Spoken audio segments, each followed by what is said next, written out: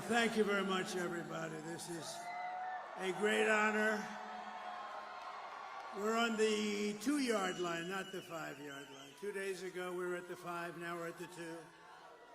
But we have to turn out and vote tomorrow. We're going to vote.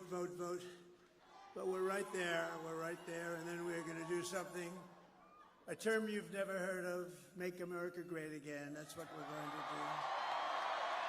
So hello to Pennsylvania, a very special place. I went to school here, as you know. I spent a lot of time here, have a lot of friends here, and I'm thrilled to be back in this beautiful Commonwealth with thousands of proud, hardworking American patriots. Great people. Great people. You built this country, I have to tell you. You built this country. You're going to save this country, too. You're going to save it. Because, you know, if we win Pennsylvania, not me, if we win Pennsylvania, we win the whole ball of wax. It's over. It's over. So I'd like to begin by asking you a very, very easy, simple question. Are you better off now than you were 4 years ago? With your vote tomorrow, I will end inflation. I will stop the invasion of criminals coming into our country. And I will bring back the American dream. You're going to have the American dream back. What a shame what they've done to our country. They have destroyed our country, but we're going to get it back and fast. We're a nation in decline, but that will not be long, believe me. And after 4 years of economic suffering, we will create the greatest economic boom the world has ever seen. They're all coming back. All those companies that left us with the jobs, they're all coming back. Think of this, though. We're just 1 day away. Oh, we've been waiting for this. I've been waiting 4 years for this.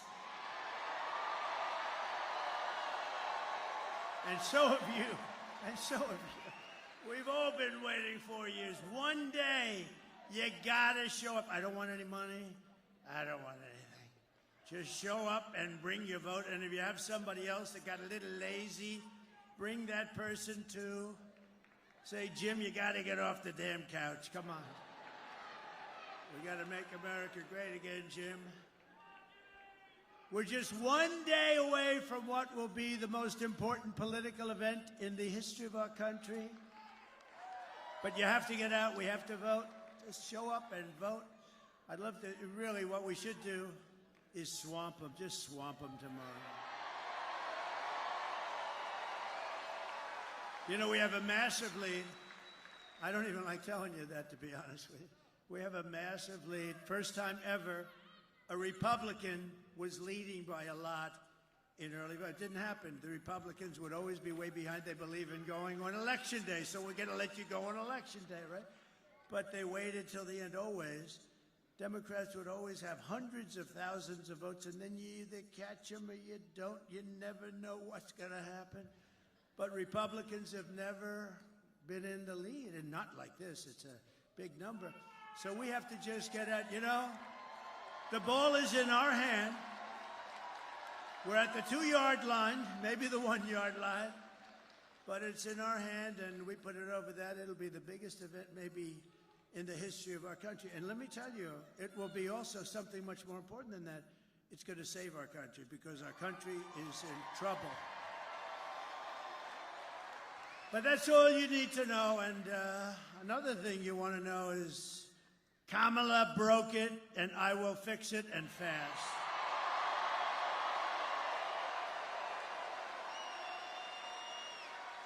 America will be bigger, better, bolder, richer, safer, and stronger than ever before.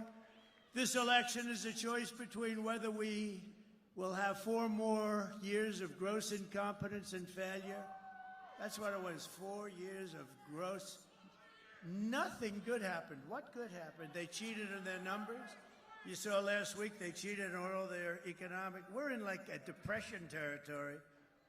I'll give you a little advance notice, 12,000 jobs. When did you hear that? That's like for Walmart. That's not for us. That's not for a country.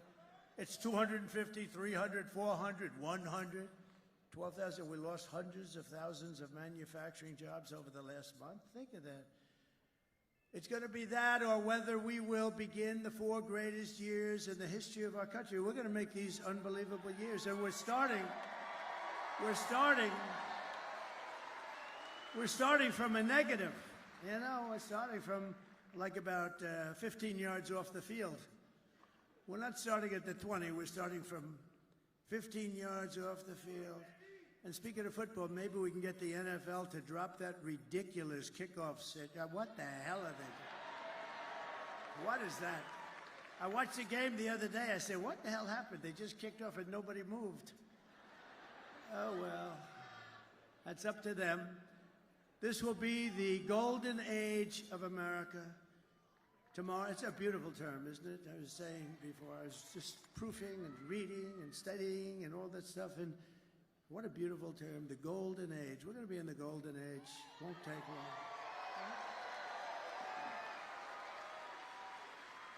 So tomorrow you have to stand up and tell Kamala that you've had enough.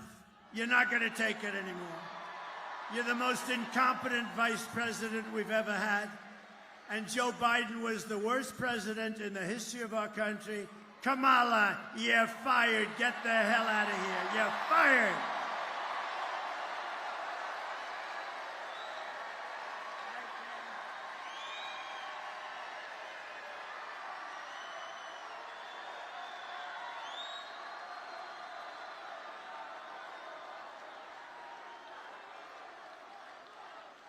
This is a hell of a nice place.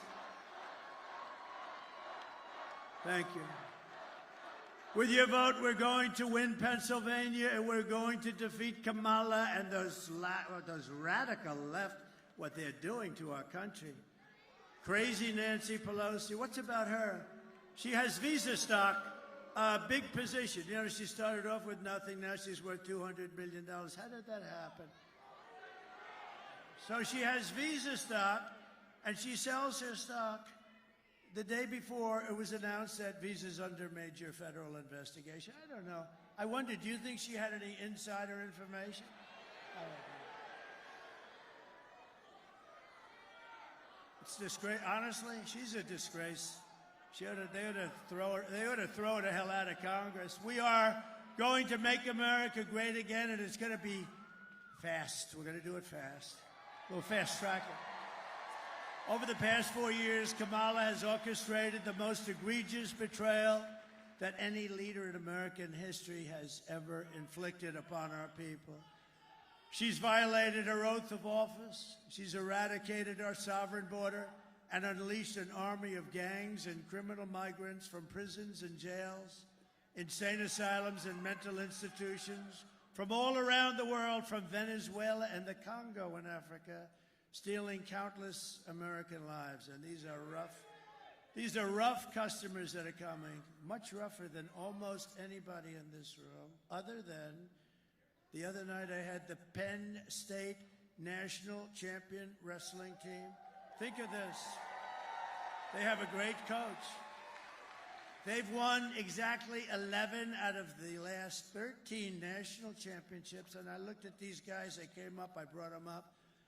And we were at Penn State when we did a little bit of a rally. It was a little rally that we could have sold the place out about 15 times.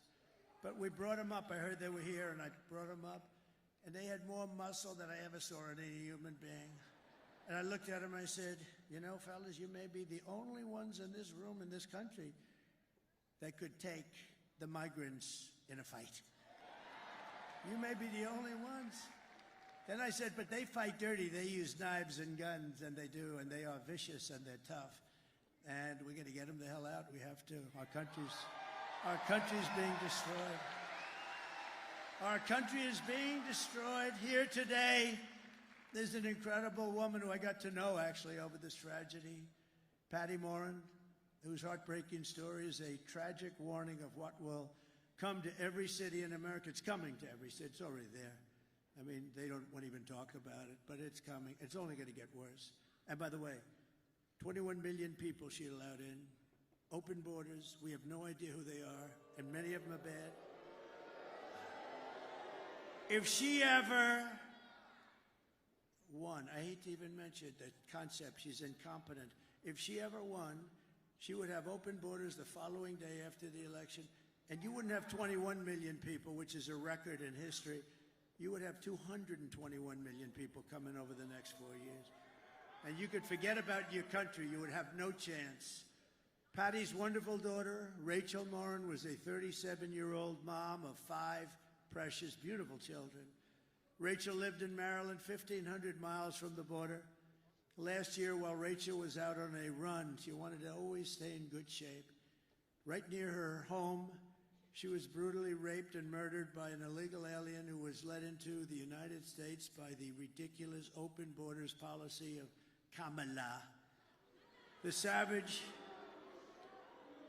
who committed this heinous crime first killed another woman in El Salvador before walking across Kamala's open border. Come in and please come in.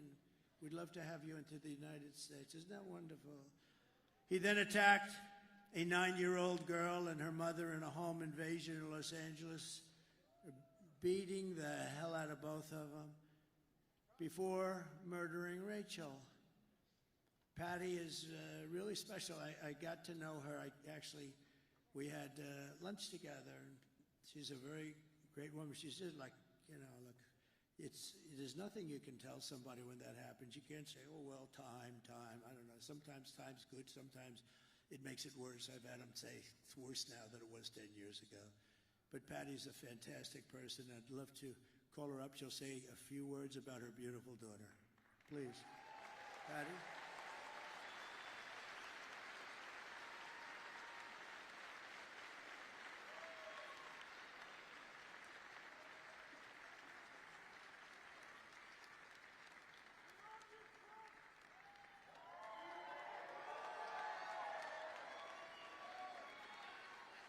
Thank you.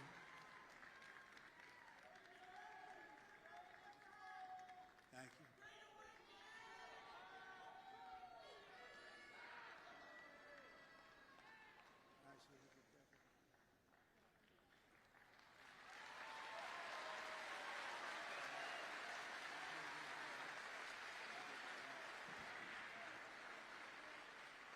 Thank you.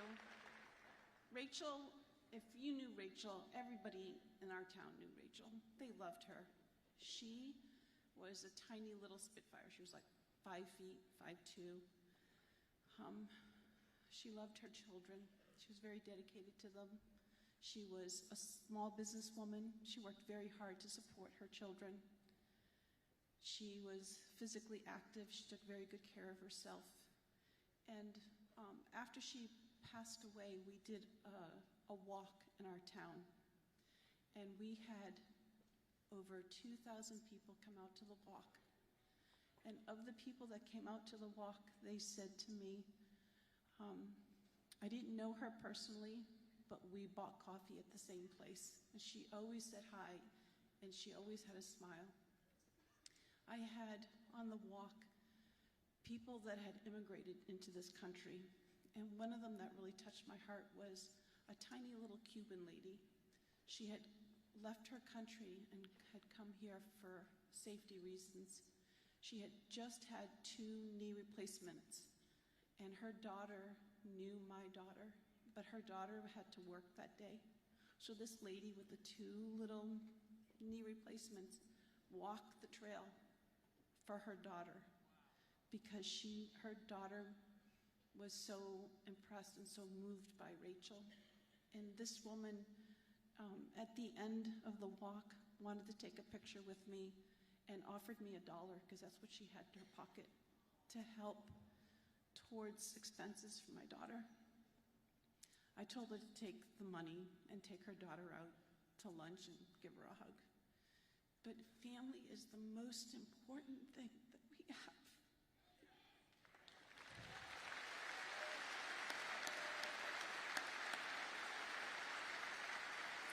There's a proverb, and the proverb says, when a righteous man reigns, the people rejoice.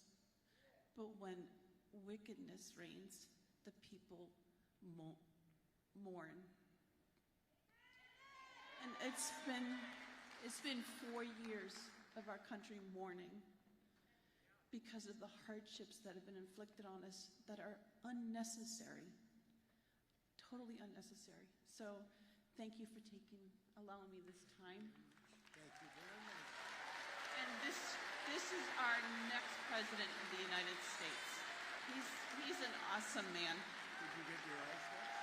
Not yet. We're You working got on it. it? You got that one, huh? Yeah, we are. Thank you, sir. Thank you for this trial. It's an honor to be there. She's looking down, right? She's looking down. Look at the crowd on the lovely. Yes. The girl's looking down. You're gonna make me cry. You're gonna make me cry. Thank you. Hold on, let me walk you out.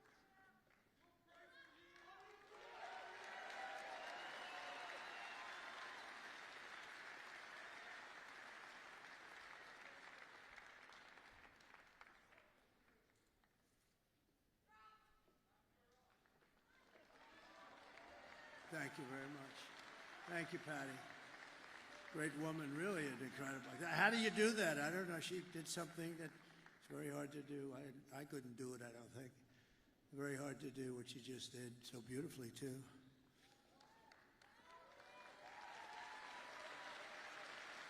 And last night we had a woman from Puerto Rico, Carmen, lost her daughter, Mimi. It's the same kind of thing. A migrant came in from a country, just brutal.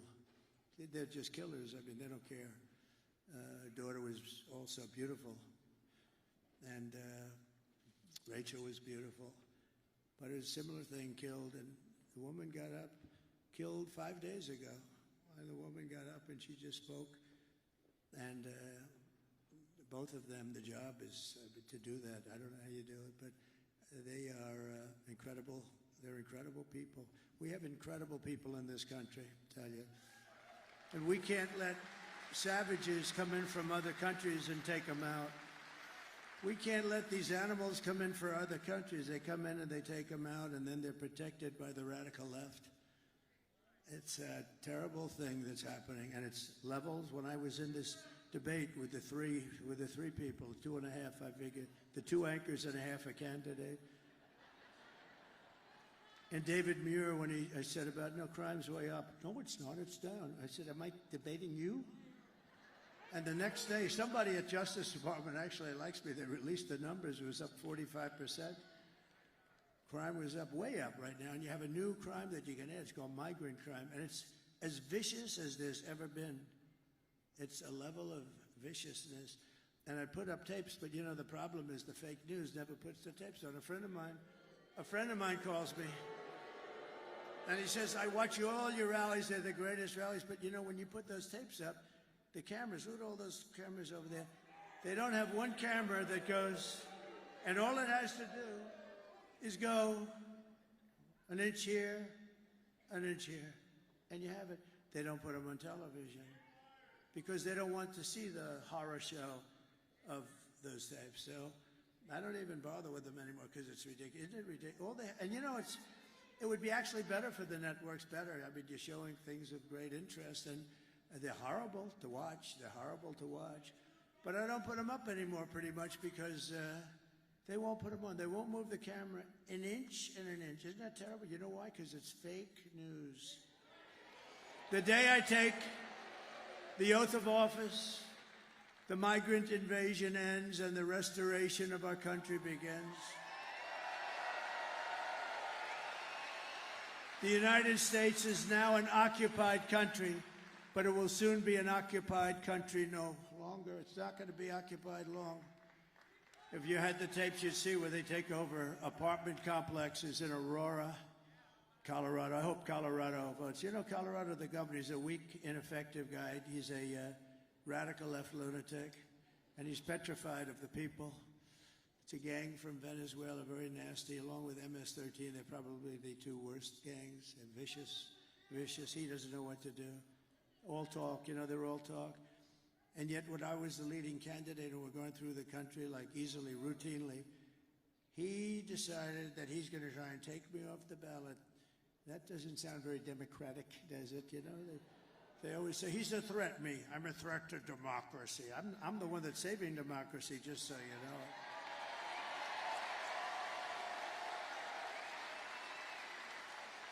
And this weak, ineffective governor got his attorney general to push it, and they tried to take me off the ballot. It went through a whole court system, and the Supreme Court of the United States, and it was very important that they did this. They voted 9-0, including the 3 justices that sometimes would maybe not vote for something like this. I have respect for them. They voted 9-0. You can't do that. You just can't do that. You have to take them out with the ballots.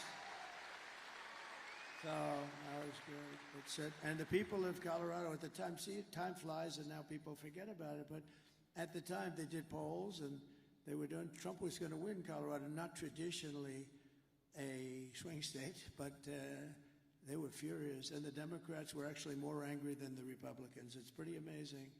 November 5th, 2024 will be Liberation Day in America. And on day one, I will launch the largest deportation program of criminals in American history. We're going to get them out. We have to. Dwight Eisenhower has the record. He was a very moderate kind of a guy. He was a good general. He was a good president, too, better than a lot of people think. He built the interstate system, did a good job, but he hated the concept of people pouring into our country, and he has the record, but we're going to unfortunately beat the record. It's not something I want to do. But this is not sustainable by any country. They're taking over your towns, your schools, your hospitals. Springfield, Ohio, 52,000 people in the town. They dropped 30,000 migrants into the town. And now they can't use their hospitals. They can't use their school systems. I will rescue every city and town that has been invaded and conquered. Can you imagine? I'm up here making a speech, talking about towns and cities and big cities. Look, I see New York. I see what happened. And the mayor made some nasty statements about it. You know, the mayor, Mayor Adams, he made statements about this is not sustainable. We can't, I mean, you have to help us with this. Hundreds of thousands of people are piling into New York. You have to help us. And I said to my people, he'll be indicted shortly. They indicted him. One of the indictments is he was upgraded in an airliner. Everyone gets upgraded. Anybody who's gotten upgraded, please raise your hand. You will be indicted. No, think of this. I've been upgraded. I used to fly that way. They used to upgrade me all the time. That would mean I have a potential additional investigation because I've been investigated more than Alphonse Capone. Think about it. He killed people at will. If he went out to dinner with this handsome gentleman right here and he didn't like him, he said, "You're looking at me the wrong way. I don't like you." He had no chance of making it out of the dining room. And I got investigated. Think of it. I got investigated more, and I did nothing wrong. And I have to say the Republican Party really stuck up for me. They said, this is ridiculous. Unanimously. And they'll put the vicious and bloodthirsty criminals, we're going to get them. We're going to throw them out of the country first choice. If they're really crazy vicious, and we have many of them. Don't forget, of the 1,399 that are murderers, many of them committed 2 murders. Of these people, I don't know, I'd almost rather keep them in jail because, you know, if they come back, now we're going to have something about them coming back. It's serious, and we'll tell you about it. But we're going to either put them in jail or we're going to get them, and for the most part, we want to just get them the hell out of our country, right? No, they're emptying their jails and mental institutions to expedite removals of the removal of Trende Aragua and other violent gangs like MS-13, all savage gangs, tough gangs. They're tough, they're nasty. That's why I want to be with those Penn State guys. I feel very good. I will invoke the Alien Enemies Act of 1798. You know, 1798. That's when they ran the country a little tougher than we run it today. Today you get a little slap in the wrist when you kill somebody. You kill somebody. Oh. Now, if you fight for a fair and free election, then they throw the book at you, right? Then they throw the book because they don't like it because you're getting too close. And you know, those numbers that are coming in today, nobody's ever seen numbers like this. It's a great tribute. So we're going to invoke the Alien Enemies Act of 1798 to target and dismantle every migrant criminal network operating on American soil. And if they come back into our country, it's an automatic 10 years in jail with no possibility of parole. And I'm hereby calling for the death penalty for any migrant that kills an American citizen or a law enforcement officer.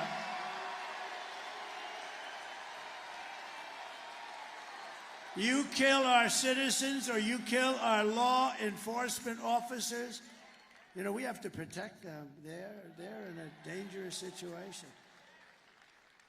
And we have very few. It's very hard to get them now. It's because we don't protect them. We don't stick up for them. We don't fight.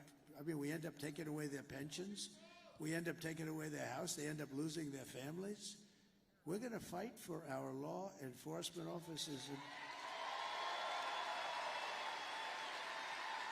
Being a policeman used to be one of the most sought-after jobs in the country. Today, it's not. I visited a wonderful young family in Long Island. The door opens to a car and bullets start firing out. He's not allowed to do anything. He can't, you know, just horrible. It's very dangerous. And we're going to have it so they're going to want to be cops again. We want to be policemen. My father always said, don't ever use the word cops. That's not respectful. It's a little different than it is nowadays. Can you imagine? Because my father had respect. Our family had always great respect for policemen. I'll never forget, I said to my father, Dad, the cops around here do a good job. Don't ever use the word cops. They're policemen. At that time, it was mostly policemen. Now it's policemen and policewomen. It's good. But that's a different, there's a whole different thing. We're going to bring it back to exactly like my father felt about him. He had total respect for them, and they did a great job. And you couldn't even get on the force. The standards were so high. Everybody wanted to be a policeman, or then, as it kicked in, a policewoman. And they're doing a great job. And I will immediately ban all sanctuary cities in the United States of America.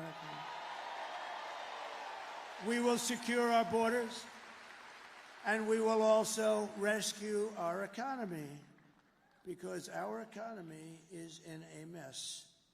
And I've seen it for a long time. I'm very good at that stuff. I'm very good at that stuff. I've been talking about it for a long time. Scott Bessent, one of the smartest people on Wall Street, has been talking about it. In fact, he said the only reason the stock market's up is because everyone thinks Trump is going to become president this very year. Maybe the top guy on Wall Street. 4 years of Kamala have delivered nothing but economic hell for American workers. You know that. Her inflation disaster has made life unaffordable and cost families over $30,000 in higher prices. It's the cost. People tell me all the time, I actually talk to a lot of people. It's hard to believe. If I'm in a group, I say, come here, what do you like the best? Well, my groceries. They're always talking about groceries and the cost of cars, the cost of everything. The cost of anything. It's all inflation that they created. They created it so stupidly with screwing around with my energy policies. I had oil at $1, I thought it was 87. I was corrected by the government. It was $1.84 a gallon. Think of this. And today you're at $4 and $5 and actually going up. It's going to go up a lot. By the way, the day after the election, if something bad happens, you'll see oil at 10, 12, 15, because these crazy people are trying to force electric cars down your throat. And we like electric cars, but they're not for everybody. And by the way, Elon Musk is incredible, what he's done. Do you know where he is right now? He's in Pennsylvania fighting for the election. He's campaigning, Elon. That 22-story rocket ship last week, did you see that?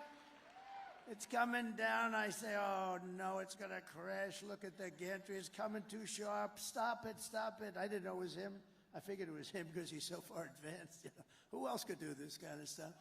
Anyway, this thing's coming down. It's wrong angle. And then all of a sudden, you know, it really looked like it had the whole deal was going to collapse, the gantry. That's the thing that holds it up. So it's coming down. Then all of a sudden, wow, you know, massive flames of fire and jets and everything comes pouring in from the left and pushes it over. And then it drops gently down. And then those two big arms come out like you're hugging your baby. Just grab that thing and put it gently down. Put it gently down in the pad. And it was a beautiful thing to see. See, now in the old days, I would have said, hugging something else, and I would have thought that was so smart to say. And then the fake news would be writing stories about it for 2 weeks. So we don't give them those opportunities quite as much, but it was more fun, but we don't give them those opportunities. Just days ago, we had, you know, Elon, really, we have to be thankful that he gave for the horrible hurricane that did such a big number on numerous states, but North Carolina got hit badly. I mean, they were really hit, and I was there. I was very early there, actually, and then came back, and I met with a very good person, one of the head people in North Carolina. He said, sir, you know Elon Musk, don't you? Yeah.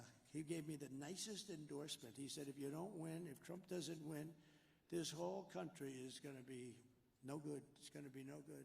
And it won't, because their policies, these radical left policies, will be Venezuela on steroids. That's what's going to happen to us. And I said that years ago, if that ever happened. Now, we can't let we got to get these people the hell out of office because they're bad. First of all, they're incompetent, but they're bad. But he said, sir, could you do us a favor? What? He makes something called Starlink.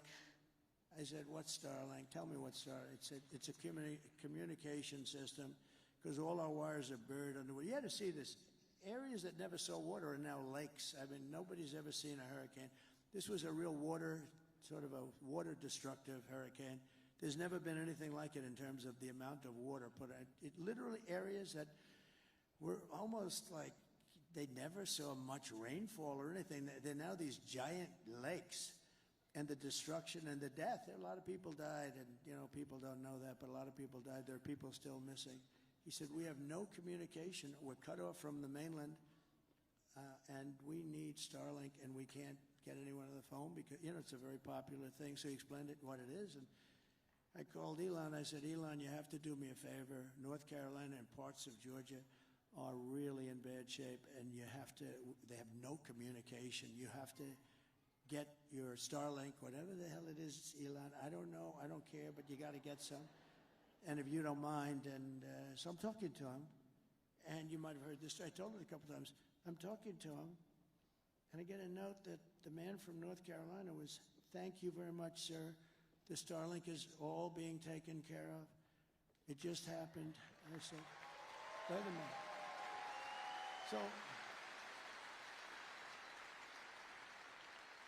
So I said, Elon, did you approve that? Yeah.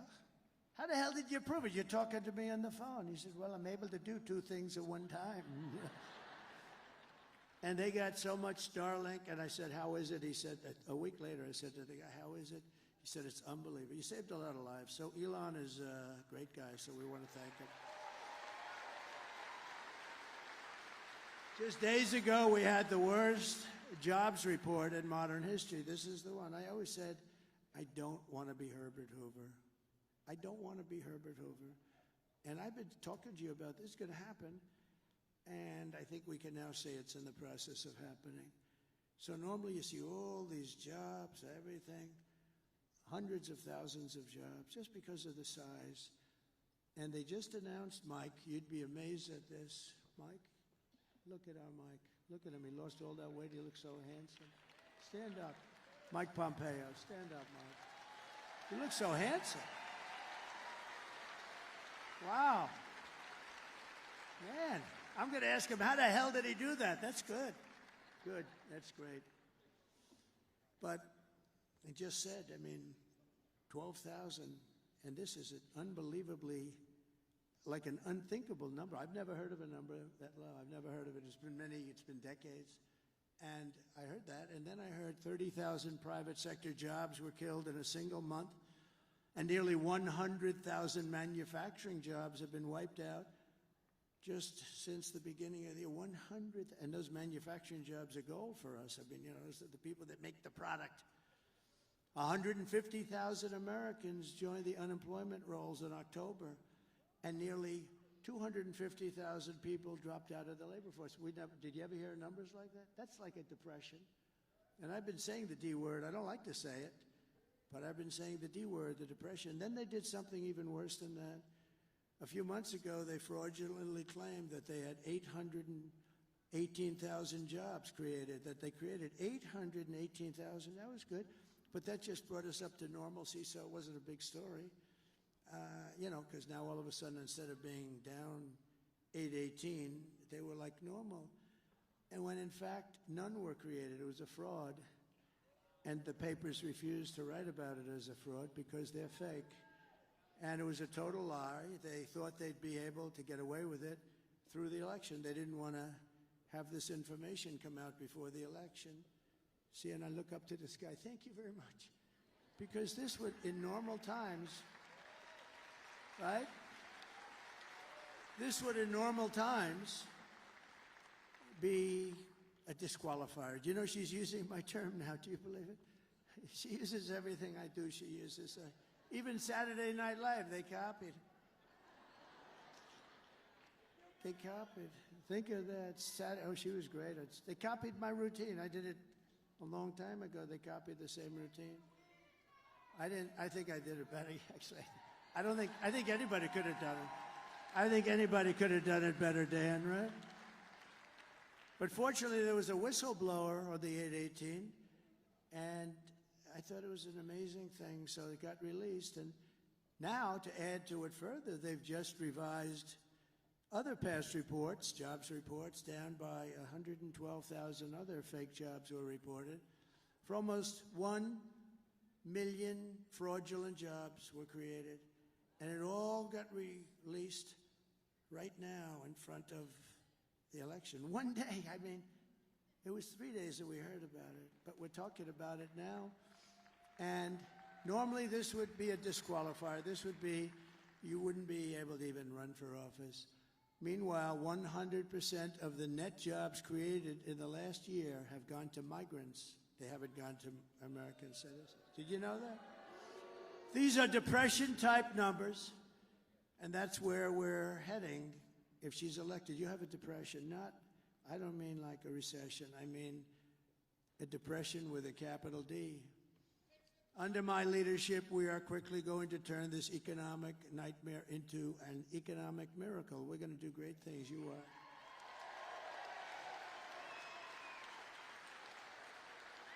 We're going to make America wealthy again, and we're going to make America affordable. We have to get the prices down. I told the story this morning. A woman goes up to a counter in a supermarket with 3 apples. It was reported somewhere, and it's just like, this can't happen in this country. And brings them up, 3 apples. An elderly woman brings them up to the counter, and she realized that they're too expensive, and they've gone up so much from the last couple of months.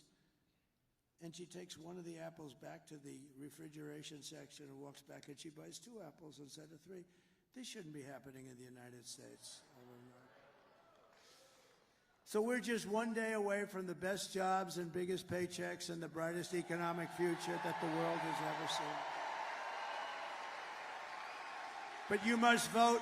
Kamala's plan will impose the largest tax hike in American history and raise taxes on the typical American family by at least $3,000 a year. And this is the only politician I've ever seen. You know, she's a very low IQ person. You know that. I want to have a smart president. I don't want any more. We had 4 years of these guys.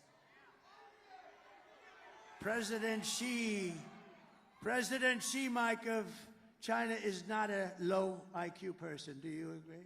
He's a very severe person. He's a very fierce person, but low IQ is not one of his traits. Do we agree? No, but these guys, these leaders at the top of their game, and we don't have that. We have people that 30 years ago, Biden wasn't any good. He had the worst policy ever. If you would have taken Biden's policy reviews over a 40-year period and reversed them, you would have gone down as the single greatest policy expert, foreign policy expert. My plan will massively cut taxes for workers and small businesses, and we will have no tax on tips, no tax on overtime, and no tax on Social Security benefits for our seniors. Kamala will crush Pennsylvania energy workers, and she's going to ban fracking. By the way, don't let this happen.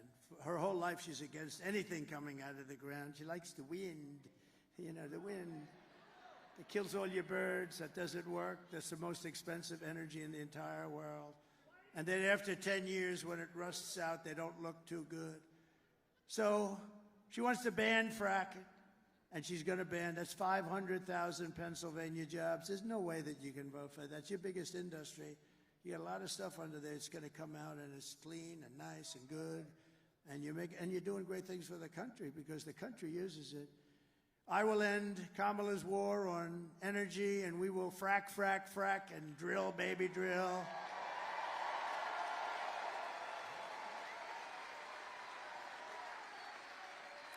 And I will cut your energy prices, all of your energy, gasoline, for the house, air conditioning, heating, everything, in 1 year from January 20th, which would be the day we take over. Oh, it's so close, but still dangerous. These people, how would you like to be Putin and you want to call the United States and you have no idea who to call? No, it's true.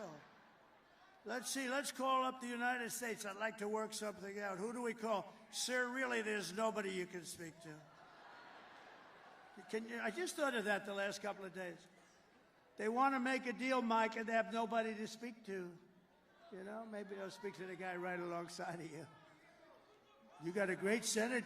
By the way, you have a great Senate candidate. I hope you're gonna go for it, David. He's great. I hope you're gonna go. He's working hard. It's hard beating those guys that are in there for 25 years and do nothing. See, when you do nothing, you're a survivor. You can never get yourself into problems. He does nothing for you. He doesn't fight for your fracking. He wouldn't care. He wouldn't even say to her, no, we can't do that. That's going to have a terrible impact on Pennsylvania and the country. He would never say that. He's a survivor. His father was in for 25 years. He's in for whatever the hell he's in for, 25-something. And they are tough to beat, I have to tell you, because he's just a survivor. That's the only thing he's good at. You need more than a survivor. You need this guy. This man is good, David McCormick. And he's working hard.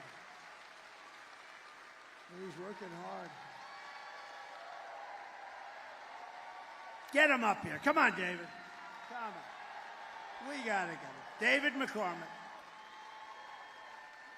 And I tell you, I've known him for a long time. He was a winner in school. He was a great soldier. Everything was good.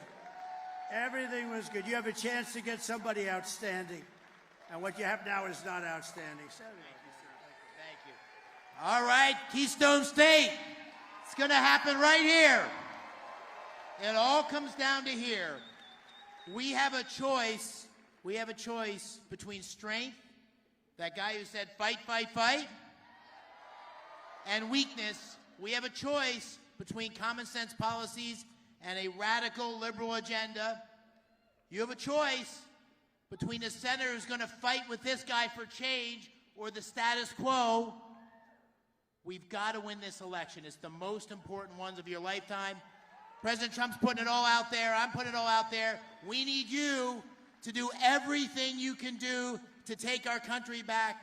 We need you to get out and vote. We need you to tell 10 friends. We need you to put up signs. We need you to pray.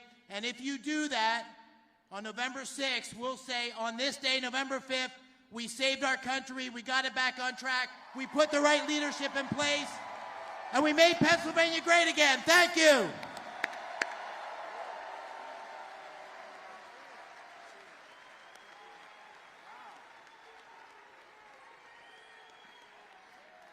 Wow.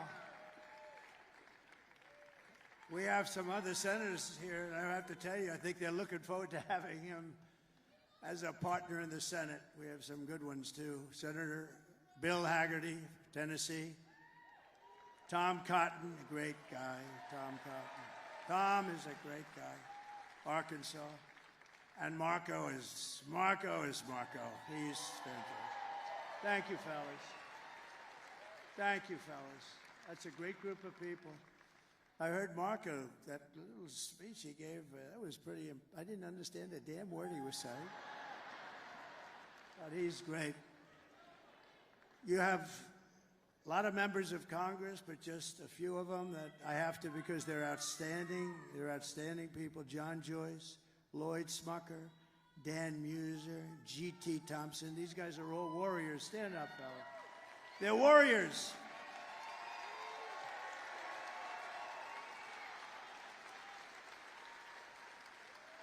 They are warriors.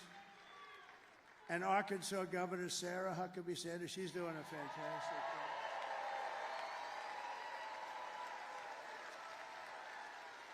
She's fantastic. Pennsylvania Treasurer Stacey Garrity. Where's Stacey? Thank you, Stacey. Oh, thank you, Stacey. Good job. Former Secretary of State Mike Pompeo, great guy. Great guy. RNC Chairman Michael Watley, he's doing good. He's doing good. I told him, do me a favor. You've heard this speech before. Stay back. Just work on the votes. We've heard this speech before. You have a man from Europe. I don't know if he's here. I saw him backstage. What he did was, and what he is doing is sort of what we did a few years ago. He's doing a great job. He's always been my friend for some reason. He liked me. I liked him.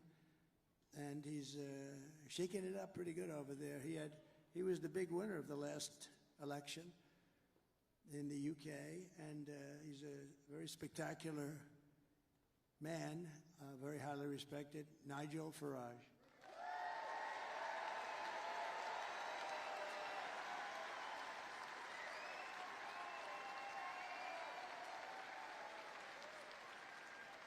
He's a little bit of a rebel, but that's good. You know, that's good. Don't change, Nigel. And you have my children, and they are spectacular. Don, Eric, Tiffany, and Laura, and Michael Boulos. And Tiffany's going to have a baby very soon. Gonna have a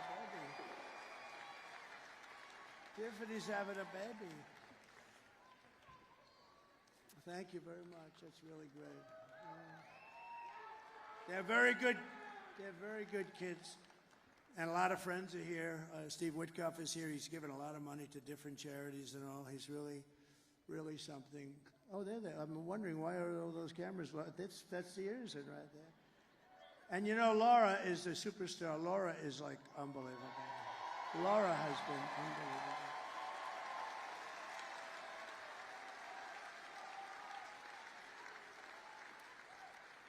Laura, you know, she was born and really loves the place, North Carolina, and she can't hold it against her, right? She was born, she loves North Carolina, and so do I, so do we all. We've never had a loss at North Carolina. And she could have been senator very easily, and I said, do you think it's something you'd want to do? Nobody could have beaten her. She was through the roof, and she said, no, I love my husband, I love my children, I really want to give them some time. We end up making her like chairman of the Republican Party. That's supposed to be easier, along with Michael Watley. But she loves North Carolina, and she could have it. And Ted Budd is doing a great job. I said, Ted, would you like to run? She said, I'll only run if Laura doesn't run, because nobody can beat her, which is really true. And she said, I think Ted would be great. He ran, he won, and he's a fantastic senator. But I just want to thank this group is a very special group. And Ivanka and Barron. Ivanka called me this morning and she said, have a great time today, because this is, you know, we're going to be doing 4 of these today. 4. They're big ones. They're big. But we felt we could do the abbreviated version. In other words, ladies and gentlemen, listen, I have to get around. Do you mind if we speak for 5 minutes? And everyone said, I guess.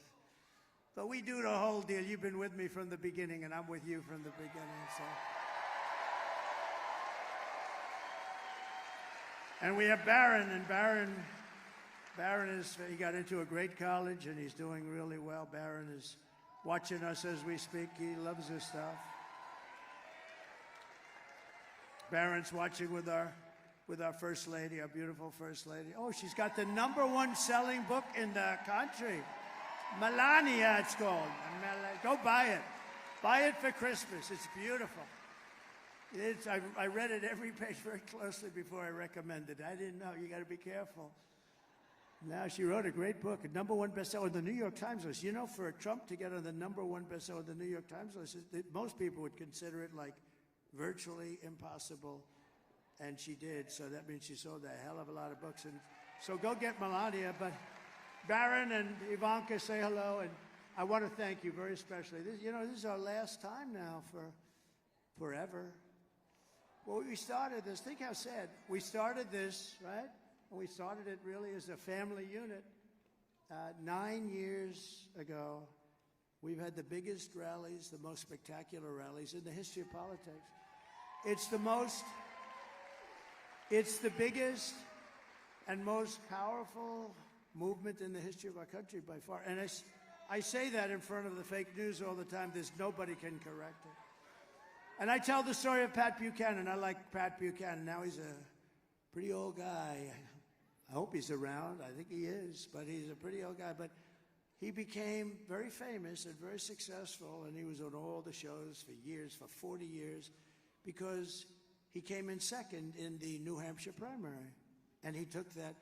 We won 50 states, and then we won the presidency. And we did even better the second time than we did the first time, as you know. We had more votes than any sitting president in the history of our country. And things happen. And I said, you know what? We did so well. Let me see how they're doing. And they were doing horribly, because I didn't need to do this. And they were doing horribly. And I said to the family, I said to Melania, Barron, and I said to Ivanka, I said to everybody, I said, I think we got to do it again. We had, think of it, if I would have done badly in 2020, I wouldn't do it. It would have been easier. But we all know how well we did. And I said, we got to do it again, only because I looked at the incompetence, Afghanistan, all these things that were happening. You take a look at it. You take a look at how bad.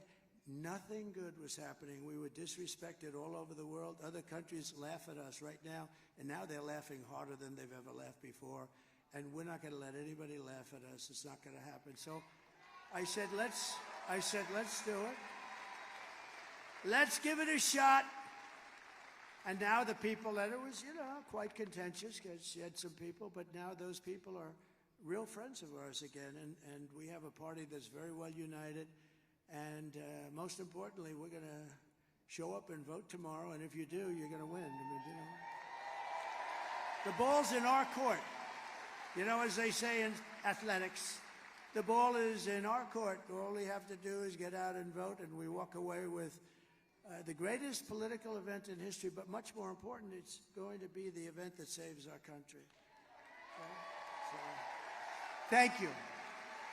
Thank you, everybody. Thank you. Thank you. They're really good kids. They're really good. That's not to say that I didn't have little difficulty with them on occasion. Especially Don, but no, I'm only kidding. No, good speeches. Good job. Thank you, kids. I'll see you later. Good. Thank you very much. And your father, thank you. Thank you. I didn't know what was happening. I saw all these cameras turned. I say, why are those cameras being turned away from me? What's going on? But, in a way, they become stars. They're just great. They're great people. And, they do it because they love the country. They love it. Thank you very much, all. Thank you.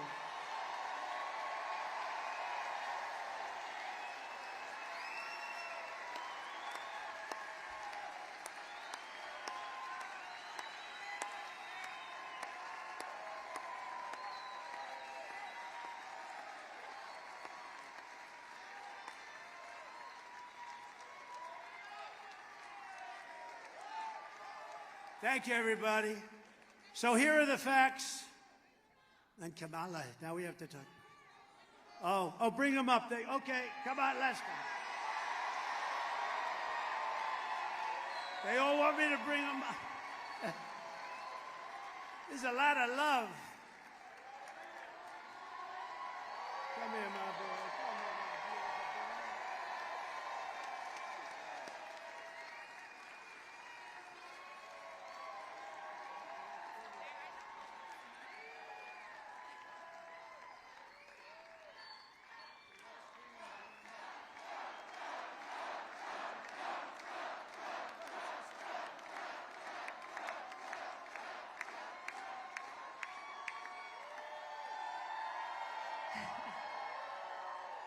We are 24 hours away from sending the greatest president this country's ever seen back to the White House. And I just want to say how much love we truly feel from everyone in Pennsylvania, but truly across the country. You guys are our family. We love you. God bless you. We are here fighting by your side, not just now, but forever, because we are so blessed to live in the greatest country on earth, the United States of America. We love you guys. Thank you.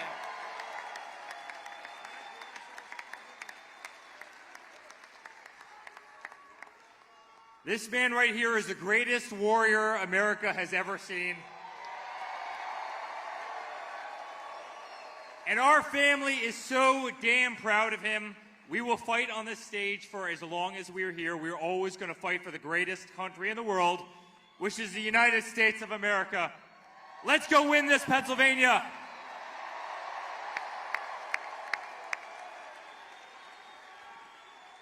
Guys, for us, this has been an honor of a lifetime. You guys are the best, but now it's up to you. We can't do it by ourselves. It was always about all of us. It was about one country. It was about taking back our freedom, our rights from those who are trying to take away from us. So tomorrow, bring your friends, stay in line. Let's vote, vote, vote. Let's take back our country. Thank you, Pennsylvania, and thank you, America. God bless all of you.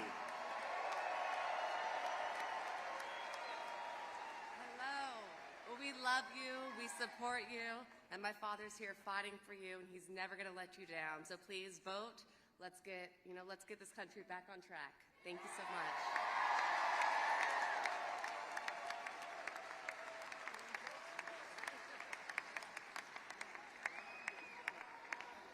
I shouldn't have done that. I got to follow that now. I'm not going to follow that.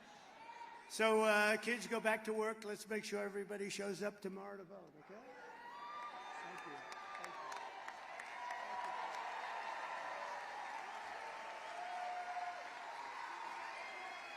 Beautiful job.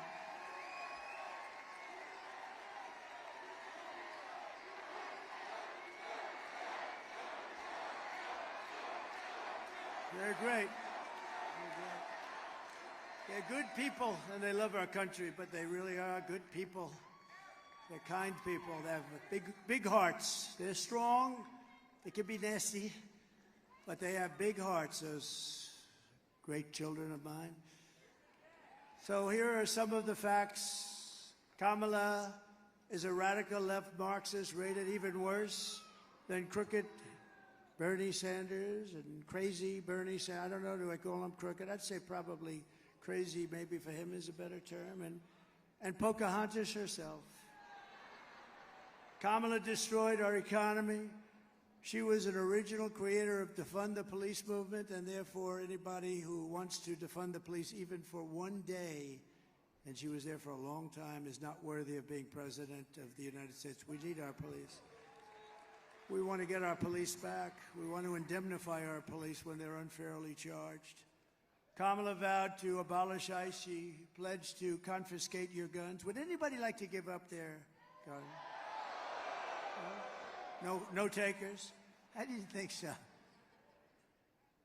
And endorsed a total ban of handgun ownership. You know that. She even called for free sex changes for illegal aliens in detention. All at taxpayer expense. And perhaps, worst of all, she lied. She never worked at McDonald's. Never worked. No, she never worked there. I was there for 15 minutes. That's 15 minutes more than she worked. And I have to say, those French fries are really good when you get them right out of that fat or whatever the hell they cook it with, fat. I don't know if it's good for you, but they are really good. In conclusion, with your vote tomorrow, we are going to fire Kamala and we are going to save America. We will cut your taxes, end inflation, slash your prices, raise your wages, and bring thousands of factories back to America and back to Pennsylvania. We love Pennsylvania. Something about it. Think of the history you have here. Think of the history you have, the political history. Is there any place like it? And this is a big one because think of this. Put this, add this with all of the other things that are, you know, for so many years famous by Pennsylvania and what you've done and how you fit into history. We win Pennsylvania, as I said. We win Pennsylvania. We win the whole bag of wax. We can have another one. We'll put that one on top. Let's try putting that one on top. They're pretty big. We have to. But this will be one of the. This will be one of the truly big events in the history of our country. So why don't we have Pennsylvania be there for that? That'd be beautiful. On top of all the things we did. Because remember, we gave you the largest tax cuts in history, the largest regulation cuts in history, rebuilt our military, defeated ISIS, had no new wars, gave you right to try, the great, incredible thing that's saving thousands of lives, right to try. You don't have to go to Europe or Asia or just go home and die. If you have no money, you go home and die. You have the right to try new age medicines without having any problems, saving thousands and thousands. We gave you so much, and it's an honor. It's an honor, really. We will build American, we will buy American, and we will hire American. I will end the war in Ukraine, which would have never started if I was president.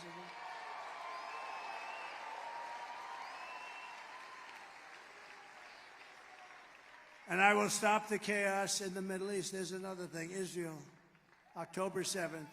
October 7th would have never happened. All of those people that were hostages, hopefully are still, because I hope they're of hostage. I just hope they haven't been killed, but I think a lot of them are killed. I think a lot of them have been killed, but we can hope. But that would have never happened. That would have never, ever happened because Iran was broke. They had no money for Hamas. They had no money for Hezbollah. We would have had peace in the Middle East. You would have had peace. Instead, you have all of the death that's taking place. It's terrible. And I will prevent World War III because you're just around the corner from World War III, and this will be a war like no other. This will be a nuclear war. And this will not be two army tanks going back and forth and shooting at each other. This will be a war. The level of power of these weapons is, you know, I rebuilt our nuclear force. I rebuilt our whole military during the 40s. We did a phenomenal job in that, but in many ways I hated to do it. In many ways I hated to do it with respect to the nuclear. Because they're going over the power levels of various things that we're rebuilding, and I say, General, are you sure about that? The power is just crazy. It's obliteration. And we have people that don't have a clue, and they're negotiating. Look, Ukraine should have never started none of these things. How about when you look at Afghanistan? That would have never happened. We were going to get out of there with strength and dignity, and we were going to be was going to be a victory. It was enough. They were in there for 21 years or something. But the one thing I would have done is I would have kept Bagram, the big air base, one of the biggest bases in the world. We built it many years ago for billions of dollars. The most powerful, longest runways that can handle anything in the world, 1 hour away from China. Remember, that wasn't really for Afghanistan. That was, you're 1 hour away from where China makes its nuclear weapons. And you know who has it now? China. These are stupid people. They took the military out first. They took the military. They said, oh, we had a plan. We had a plan. Mike Pompeo made the plan with me. We had a plan subject to all these different things that they had to do. They weren't doing them. They were doing some, but they said, great, we're not going forward until they do the other. We were going to be fine. But the one thing that wouldn't have happened, we would have never taken the military. You take the military out last, and we lost 13 lives and many people obliterated, and hundreds of people were killed on both sides. We will crush violent crime and give our police the support, protection, resources, and respect they so dearly deserve. We will strengthen and modernize our military. We will build a massive defense shield all around our country so a missile heads in our direction and we knock the hell out of it. We can have it. And Ronald Reagan wanted to do that many years ago, and he was right, except we didn't have the technology then. It would have been not good, but we didn't have today. You can shoot a pin out of the sky. It's incredible, actually, what they've been able to do. But it's all going to be made in the USA, and a lot of it is going to be made in the great Commonwealth of Pennsylvania. We will rebuild our cities, including our capital in Washington, D.C. We'll get rid of all the graffiti on those beautiful marble columns, and we'll clean it. And it'll be properly run, and we'll stop the death and shootings and muggings and everything. We'll make it a great capital, beautiful capital again. And we'll also make sure that our Supreme Court stays to 9 justices.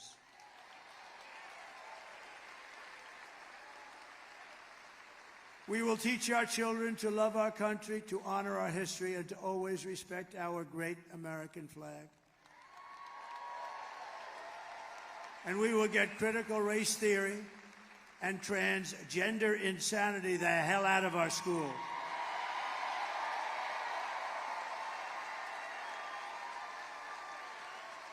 And we will, of course, keep men out of women's sports. Every time I say those last two things, and I may add the open borders. Can you imagine they're trying to defend open borders? Open borders, who would do that? We're the party of common sense, okay? We're really the party of common sense. But when I say open borders, we're going to close the borders, you know, you say, can you imagine you actually have to say that? What the hell? I mean, who the hell wants open borders where criminals from all over the world can just walk into our country? These are crazy people, or they hate our country, or they think they're going to get these people to sign up and vote. I guess maybe that's it. But it's not defensible. But think of the last two. The transgender insanity. It's taken over. And, you know, nobody's ever come up to me and said, I'd like to talk to you about that. I've never had any. They've talked about taxes. They've talked about economic development. They talk about or the last one, men playing in women's sports. Nobody's ever come up. With all the people, I deal with hundreds of people. I deal with people. I go into crowds. I ask them because I get better opinions from you than these crazy consultants they have for a fortune. But I've never once been said, sir, we have to do something about keeping men in women's sports. I've never had the question. I don't know. It's such a big subject. Nobody's ever asked me the question before. Can you imagine? Go back 10 years and say that a president from 10 years from now is going to be up there defending the fact that men should not play in women's sports. People would say, you're crazy. That'll never happen. Did you see the two boxes? Did you see the two boxes? They were men. They transitioned into womanhood. And they fought a very good Italian.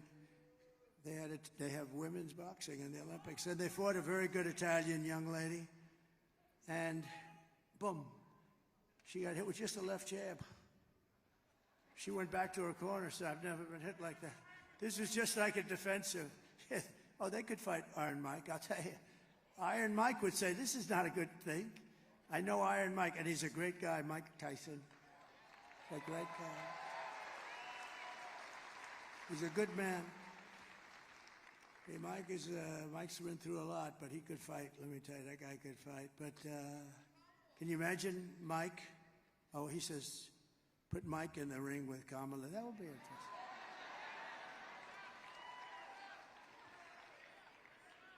No, but can you imagine? And these two men that transitioned, you'll be shocked to know they both won gold medals. In some of the easiest fights, they're announcing a certain woman. She's a champion here, a champion there. She's great. She gets hit. Blah. That's the end of the championship. It's so unfair. It's so ridiculous. And it's very demeaning to women. I think it's horrible. I will defend religious liberty. I will restore free speech. And I will defend the right to keep and bear arms, our Second Amendment. And I did. They didn't touch it. After years of building up foreign nations, defending foreign borders, and protecting foreign lands, we are finally going to build up our country.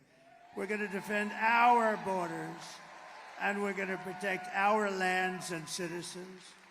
And we will stop illegal immigration once and for all. We want people to come into our country, but they're going to come in legally. That's all. We will not be invaded. We will not be occupied. We will not be overrun. We are an occupied country. Can you believe the things I'm saying up here? We are an occupied country. Take a look at Colorado. Take a look. Take a look what's happening there. Military-style weapons. Aurora. They're taking over apartment complexes. They're in the real estate business just like me. But I have to go out and borrow money or somehow pay cash. They just walk in and they say, you're paying the rent to me from now on, madam, and if you don't pay, it's big trouble for you. And the governor has no idea what the hell's happened, that poor guy. He's a radical Democrat. We will not be conquered. We will be a free and proud nation once again. Can you imagine? I have to say this. Everyone will prosper. Every family will thrive, and every day will be filled with opportunity and hope, and filled with the American dream. But for that to happen, we must defeat Kamala Harris and stop her radical left agenda with a landslide that is just too big to rig. We got to do it.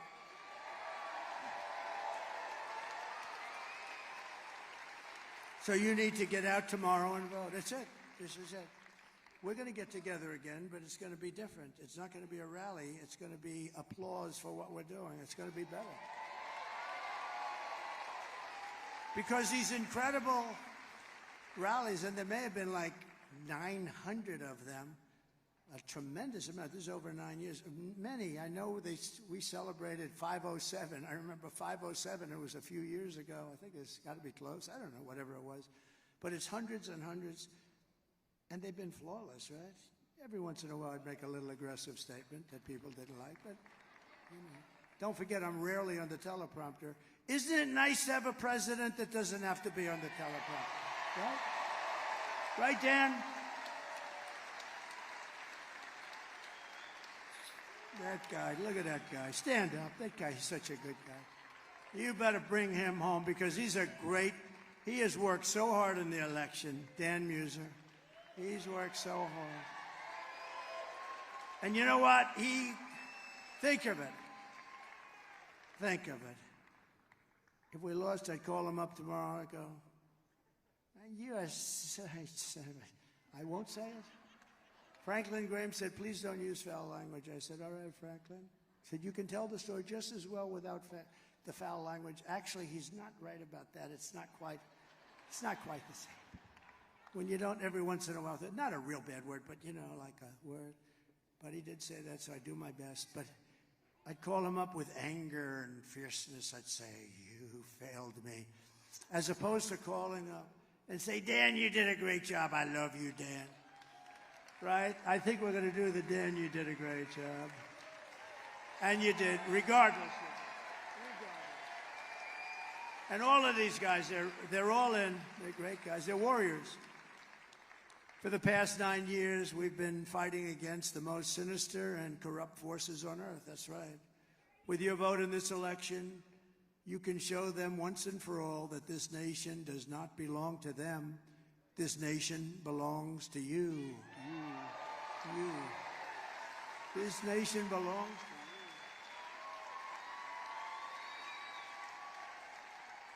It was hardworking patriots like you who built this country. And tomorrow,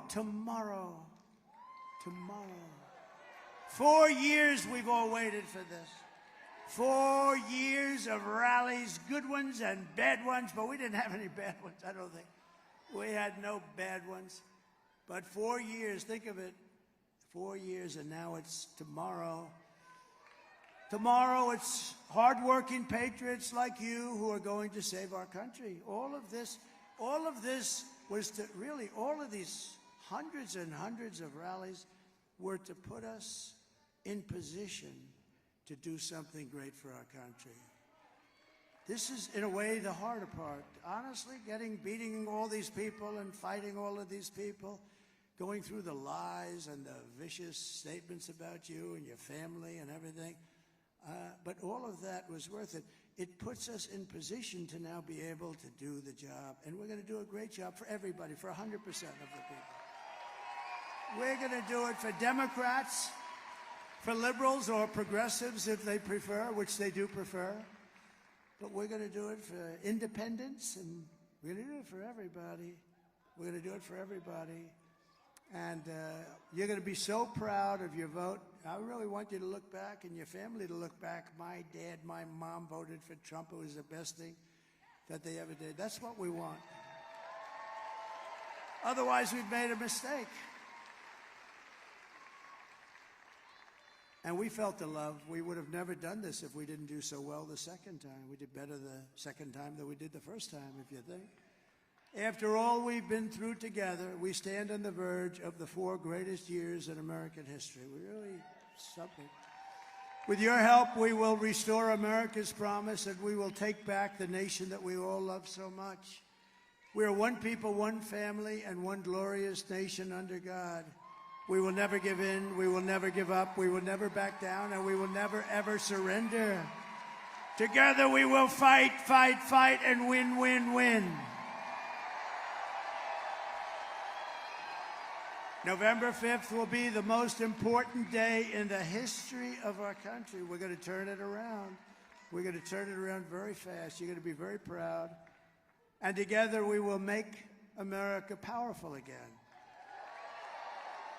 We will make America wealthy again.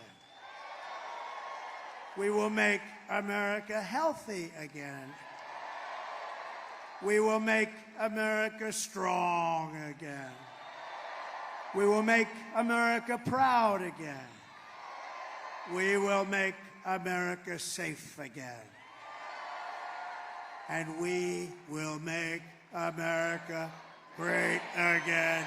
Thank you, everybody. Thank you. Thank you, Pennsylvania. We'll be back. God bless you all. God bless you all. Thank you. Thank you. Thank you very much, everybody. Thank you very much.